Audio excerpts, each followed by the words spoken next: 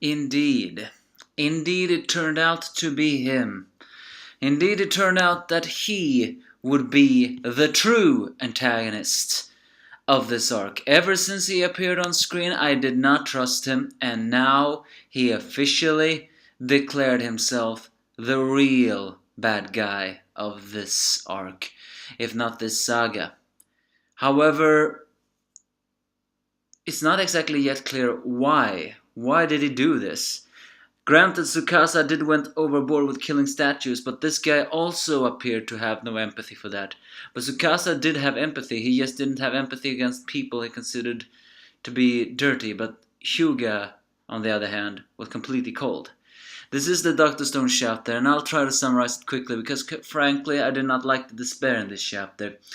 But, well, either way, the most heartwarming scene is the fact that Mirai awakens. As brother and sister reunite, everything seems to go fine, but then the gang begins to wonder about something, as later on Suka goes in a base and discovers that 2 dynamites are stolen, and then suddenly the cave entrance of the Cave of Miracles, or the cave itself, gets blown up, revealing a flashback that Joe managed to get to the village of Chrome, perhaps to take his revenge over there, and found Homura, who he freed, and it turns out Homura can move in such stealthiness that not even Ukyo's ears can hear her, and then use these dynamites to blow up the cave entrance, because Hyuga then tries to stab Mirai with Tsukasa shields, all the while proclaiming that whatever if it was in his sleep or whatever if it was in a real battle, he couldn't slay the strongest primate that was Tsukasa.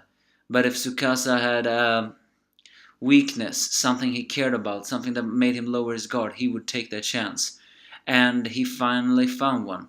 Or not finally, but he found one. Mirai. As he then says, as he reveals once again his horrible scars, he proclaims, "I have been wanting to do this for a long time." Tsukasa falls, but before he falls into water, Senku grabs him. Is this the end of the strongest primate? Tsukasa, yes, when he was about to do a heel face turn maybe. But yeah, Hyuga is the real antagonist, and that is not surprising at all. Because, I repeat again, the guy had been nothing but a bad news ever since he appeared. It's just, however, the biggest question to all of this is, why? He said he wanted to kill Tsukasa for a very long time. Does that very long time include the fact that when the civilization still existed? Because it's still not exactly stated on how Tsukasa knew Hyuga. Given to the fact that Hyuga was an expert in bow staffing, I would think that maybe they ran into each other in the martial art world. So what I'm trying to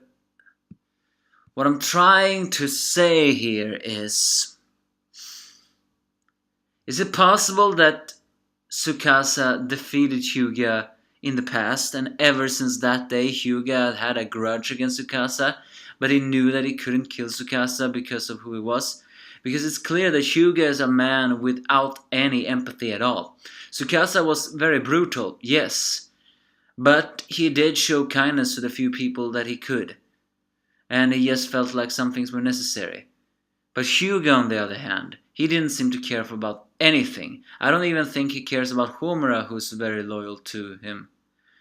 So what is his intention? Why all this? Is he just a plain sociopath, or does he have another reason? Or is it possible that he was thinking that if he could kill the strongest primate, he could take charge, because Hyuga is no pushover?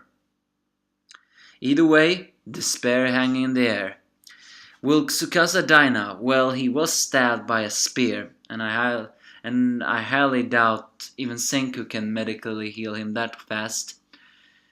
So it is a pretty sad chapter, especially since Mirai and Tsukasa finally were reunited. Give me your thoughts if you have any.